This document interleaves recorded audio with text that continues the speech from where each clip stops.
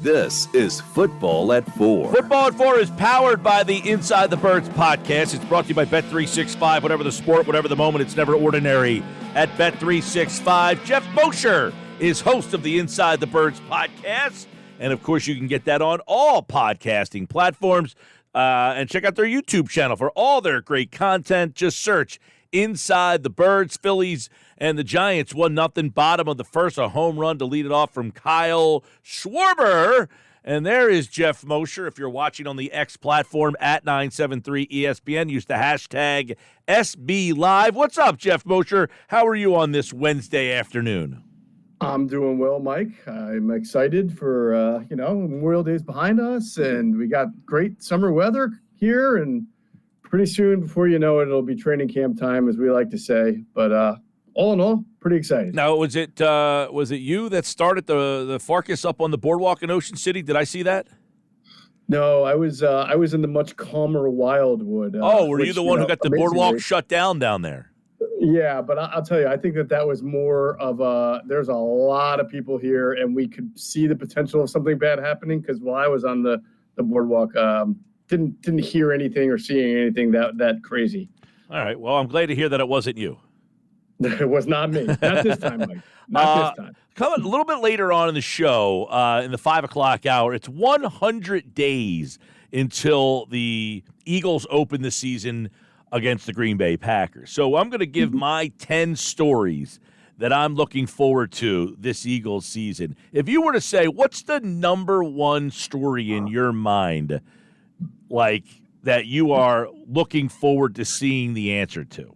Now, if you have more than one, but if you say, like, this one stands out above everything. As OTAs tomorrow, they're going to have a little break before the OTA period. The mandatory comes up on June 4th, 5th, and 6th, and then that's going to be it until training camp. So from, what will be, in your mind, the story we're covering the most?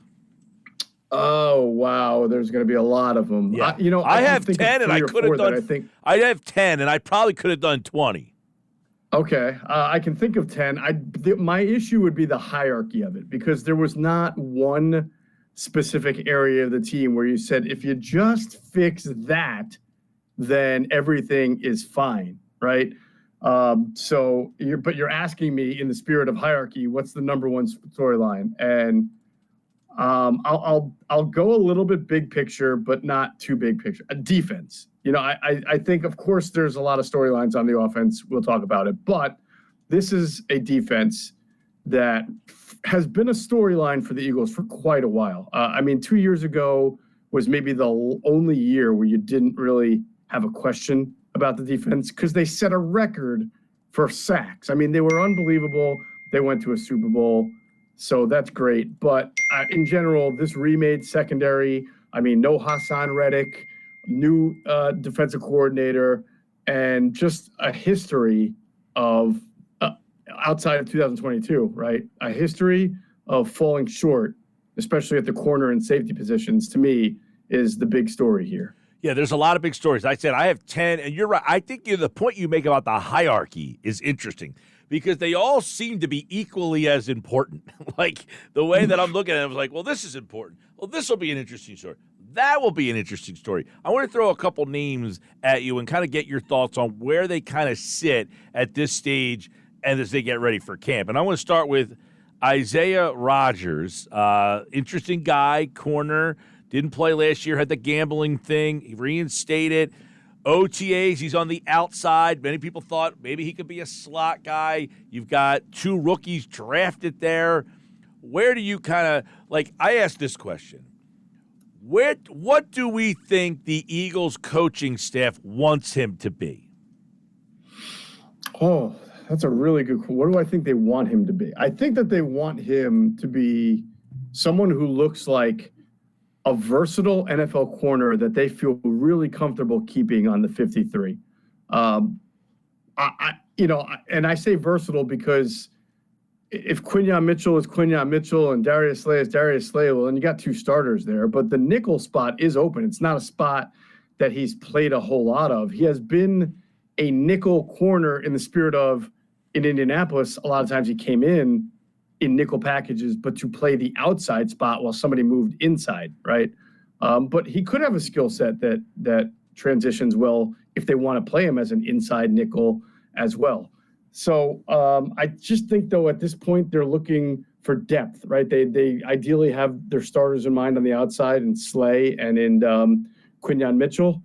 They've got Avonte Maddox back. They've got Cooper DeJean. They've got some slot options. So they really need somebody who if you look at last year, they wanted Greedy Williams to be that top backup, right, that guy, that veteran. He was not that guy, right? And then it was Job, and he wasn't that guy. And then it was Ricks, and he wasn't that guy just for last year. And there have been other guys in the past where they've hoped would be their top corner who could come in and play a little if they had injuries, and it just has not manifested for him. So at very least, I think they would like to know that they've got a capable NFL corner who can come in and give them snaps if need be. So they don't necessarily say, we want this guy to be a starting slot guy, or we want him, he's just a depth piece. I don't think they can, because he just doesn't have enough experience and reps in the slot for them to say, man, we really see this guy there. Let's see if he can prove it. I mean, I think it's a concept in their head, Mike, but I mean, the one thing that personnel people do and scouts do and GMs do is they try to project, but they try not to project someone in a position that they haven't played and just automatically assume it's going to work out. Geoff Mosher, Inside the Birds podcast, InsideTheBirds.com. Another guy, Paris Campbell, both former Colts, by the way.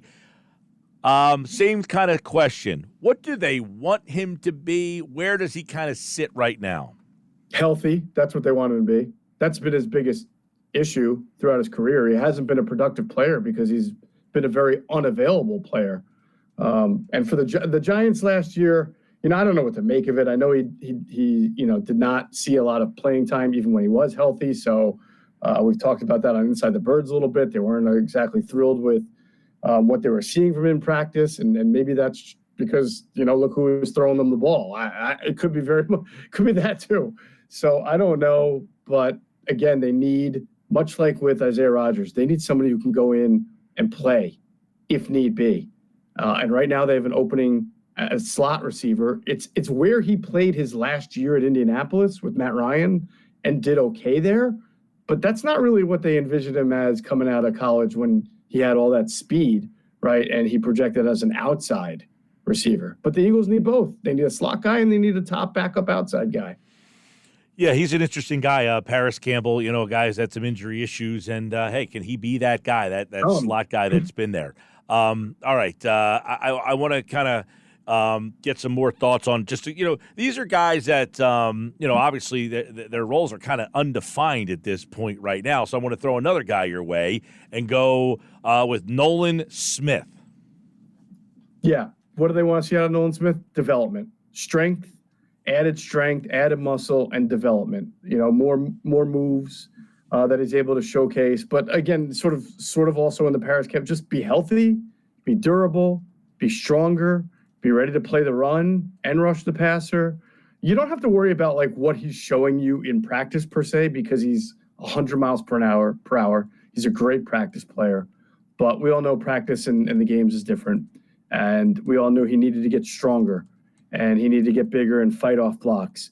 That is something you can show right away once the pads come out, especially at training camp. Yeah. So just to kind of, on that one here, the Bradberry I find to be fascinating. Okay. There's so many peels of the onion with the whole Bradberry thing to me. He's not at OTAs. Fine. He's not, it's voluntary. He doesn't have to be there. What do they want Bradberry to do? Do they want him to show? Do they want him not to show? Let's start with that. Yeah. So and I'm going to wrap this into Nolan Smith for you, but I want to start there. He has guaranteed money, whether he's on the team or not, and whether he's hurt or not. So getting hurt really is, you can stay away, don't get hurt. That doesn't matter because, they owe him the money whether he's hurt or not. The issue is, can you at least get something in a trade? Can you deal him for one of those conditional 6 that can become a 5, right? That type of thing. And for that, he'd have to be healthy. So I would imagine that they wouldn't mind if he doesn't show up for quite a bit. Now, when training camp starts, Mike, no one's going to trade for a guy who's not even there, right? Especially coming off a terrible year. So he will have to eventually come and compete and report. And obviously, Quinyon Mitchell's got to play decent enough for them to be confident in starting him. But I don't think Quinyon Mitchell has to play at the highest of high levels for that. He just has to play at a level that you expect a rookie corner to be at. All right, so there's a lot there, right? So Bradberry, does he the writing he feels is on the wall, right? But if he showed up and played, is he the starter? I don't think so. Even with the money, they would just cut him, you think? Well, if their plans are to trade him and try to get whatever they can, right? Then, yeah, you got to get Quinyon Mitchell ready to compete and play. Mm-hmm. Now, I don't know if right away they would do that. Well, so I tie this into Nolan Smith. What's to say that Quinyon Mitchell automatically jumps on the field and plays? If I'm James Bradberry, everyone's saying, well, the writing's on the wall. Well, if I'm James Bradberry and I feel I'm better than him, Nolan Smith didn't usurp anybody last year. He couldn't get onto the field. So why do I think, if I have any self-pride as a player, that this kid's going to come in here and take my job? I'm getting paid pretty good money. Why? Because I was an all-pro 2 years ago. I just don't understand the mindset. You're a professional at the highest level, and yet the insecurity of those people is crazy to me. Yeah, and listen, I don't know what the mindset of James Bradberry is. So I don't know if he was told to stay away or if it was a mutual thing. So I don't want to. Apparently, he has a charity event this week. Okay, so he's good timing, right? So look, but the mandatories are next week. That could tell us more if he doesn't show up for that. Could tell us more. But even if he doesn't show up, that could still also be a wink, wink, nod, nod. Stay away. We'll take care of it. You can't pick up the fines for them anymore. But he could literally show up and they could say, with Reddick, he's nursing his thumb, so he's not going to be out there. So you're right. We'll know a little bit more. But I think the difference between Nolan Smith, though, is that Nolan Smith had two really impressive pass rushers in front of him at the time, Josh Sweat and Hassan Reddick, and even Brandon Graham, who was deserving of some snaps. Quinyon Mitchell does not come in and find, a trio of excellent corners in front of him. He finds a starter in Darius Slay and James Bradberry, who did not have a good year, had a very bad year last year and may not be on the team. So the urgency to get Quinyon on the field is a little bit more than, say, getting more. And that goes back to, we don't know what they think, but do the Eagles look at James Bradberry as a guy who lost a step, who didn't play well? Do they look at James Bradberry as a guy who was kind of miscasted and has another good year? They gave him the money, so they obviously thought that he was a player. So they look at him and say, man, we swung and missed on this one. He can't play. He lost a step. Or do they say, no, in a different defensive coordinator, different scheme, we do think he can have a bounce back year. He didn't play well with the Giants the year before, and then he had a bounce back year with the Eagles. Yeah, we'll know the answer to that, right, by mandatory camp or training camp. But again, you drafted Quinyon Mitchell 21st overall, and he was a very polished. There are certain things. It's not elite like Sauce Gardner or Darrelle Revis, but he was a guy who checked off a lot of boxes and didn't think he wasn't a project that you were worried about getting on the field right away. You know there will be some things with him as far as press coverage, man coverage that he might be a little bit behind, level of competition being at Toledo, but it's not like the third rounder Jalix Hunt, who's got to bridge the gap from playing at Houston Christian and the NFL and only being a D end for 2 years, right? In comparison. No, but would you not say that if we're putting the hierarchy, and that might not be the most important one, but that story is definitely going to be the most interesting. Yeah, it'll be fascinating. Yeah, it'll occupy at least a day or two's worth of coverage. Let me give you another guy, Nakobe Dean. What was the question again? What do they want from him? Yeah, what do they think Nakobe Dean, and what do they want from him? They want him to be healthy. I don't, the second part of this might be tough because of the rehab. I don't know if he was able to work out and put a little bit of weight on. It wasn't told to me that he needed to get bigger, so I'm not saying he did, but I think in general, when you have a lot of wear and tear and some bumps and bruises, you might want to get a little bit bigger. He wasn't exactly the biggest guy in the world, but in general, be healthy. His level of play was fine. It wasn't spectacular, but he also wasn't asked to do anything but be an off-the-ball linebacker. Go make tackles, go drop into zones. They didn't ask him to blitz. It's not like he was covering man-to-man a whole lot. So just be developed and be healthy. All right, so he's an interesting guy because of the injury problems and how small he is and the problems he has had staying on the field. The pairing with him and Devin White, do you think they look at that as an upgrade over last year? Well, I mean, of course, I think they look at it as an upgrade over last year, or else they wouldn't have. I mean, it's not like Zach Cunningham is not a free agent. Did they look at what they had last year as an upgrade over the year before? I think that they did. Oh, well, so, that the answer to the question is, you know what I'm saying? Well, so then, your question, do I agree with the Eagles? No, I don't always agree with them. I don't. Right. I thought last year that they were significantly worse at linebacker than the year before, but I thought that at safety too. I mean, I think that, it's funny. We just talked about this with our Patreon community yesterday and on a podcast. Howie Roseman's done a really nice job, but man, has he gotten a free pass for a ton of bad signings last year. And they weren't just bad because they didn't work out, Mike. Like the Bradberry thing, okay, he had a great year. Well, statistically a great year. The Giants and the 49ers will tell you that they were trying to attack him. They just couldn't because of the pass rush. But Terrell Edmunds was not someone who'd ever played in a Fangio-style defense. He was a box safety. You're asking him to do things now that he's never really done before. And Justin Evans missed 3 straight years for an injury. The Jets just signed Tariq Cohen, right? Guy missed 3 straight years. Yeah, right. Interesting They're signing. Expecting him to be the starting running back? No, they're taking a flyer. But basically, the Eagles signed Justin Evans. Like, that's going to be one of our safeties. Yeah. I just don't understand their mindset for a lot of last year. Justin Simmons. Now I'm going to get a lot of people ripping me in the comments. Justin Simmons is a free agent still. No action there. As the days go on, does your mind wonder, could he be wearing an Eagles helmet in August? I think it's possible. Obviously the number, someone's got to give, right? Either he's got to give on the number or a team is going to lose a player or decide that they're this guy away from winning it all and then meet his number. But that's not going to happen in June, right? It's not going to happen probably in July unless, again, a team just suddenly says, darn it, we need to have him. Let's have him. 100 days till the opener. Geoff Mosher, the Inside the Birds podcast. I have 10 stories. I jotted down. Josh came up with the topic. He asked me before the show, so I jotted down my 10 topics. The one that the James Bradberry thing is definitely on my list. It's on there. It's in a weird number spot. I don't know what to do with it because I feel like if Bradberry's not here, they at least have they've got Ringo, Ricks, DeJean, Mitchell. Rodgers. I mean, there's 5 guys that they could say. I mean, Bradberry, you're 6th on the list. I mean, obviously, I don't know if he walks in the door. Is he number 1 on the depth chart? And you have to lose the job.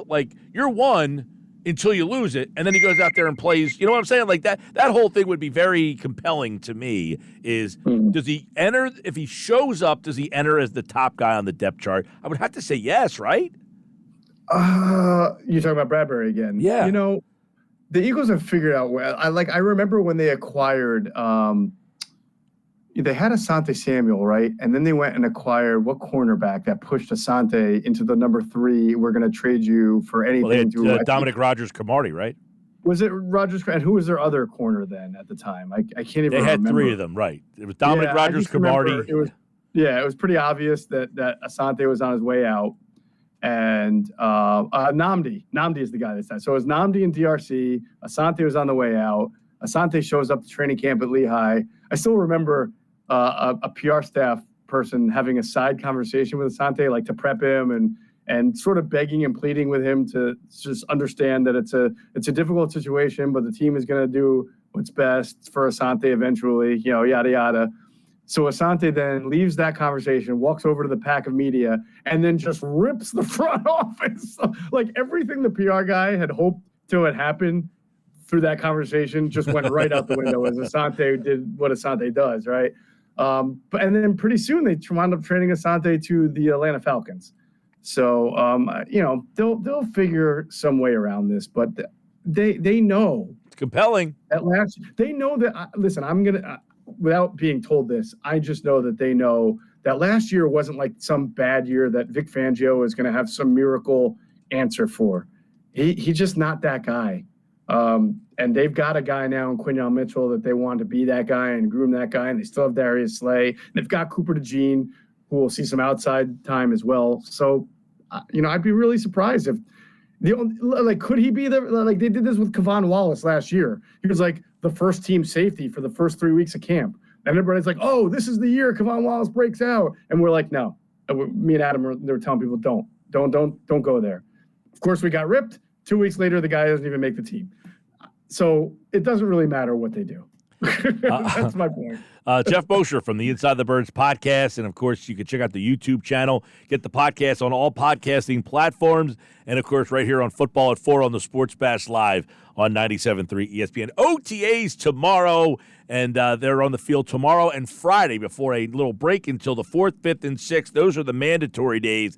So this Bradberry story should pick up in just about a week or so. Geoff Mosher, we'll see you on Monday, man.